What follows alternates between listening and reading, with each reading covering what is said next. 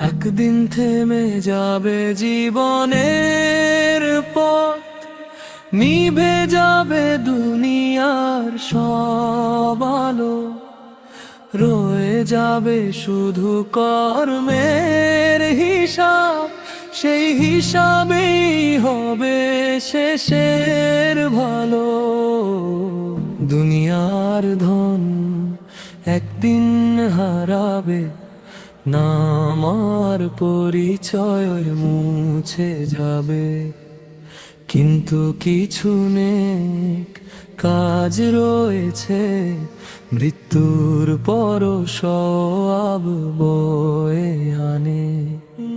যে মানুষ কুরআনের আলো ছড়ায়, তার আলো যুগে যুগে জ্বল।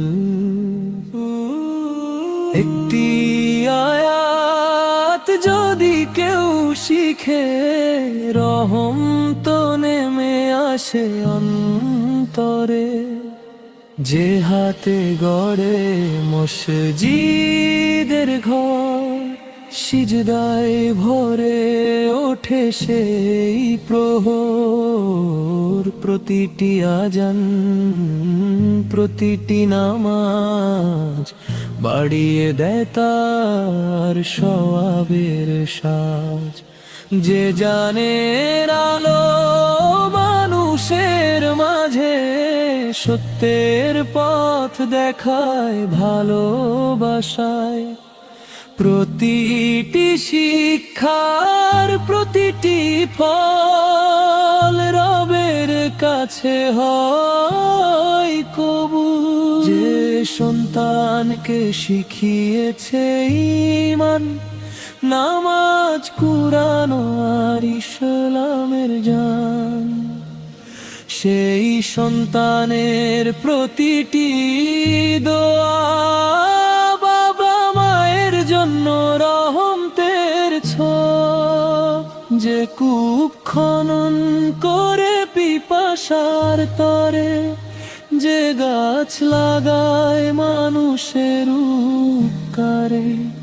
প্রতিটি ফোঁটা পানি, প্রতিটি ছায়া রবের কাছে বাড়ায় সওয়াবের মায়া। হে আমার মন, দেরি করো না, আজই নেক কাজের পথে চলো। মৃত্যু এসে দরজায় দাঁড়ানোর আগে, রবের ভালোবাসায় জীবন গড়ো। একদিন সবাই কবরের ঘরে, নিঃশব্দে রাতে থাকবে একা। সঙ্গে থাকবে না ধন সম্পদ, থাকবে শুধু সৎ কাজের রেখা।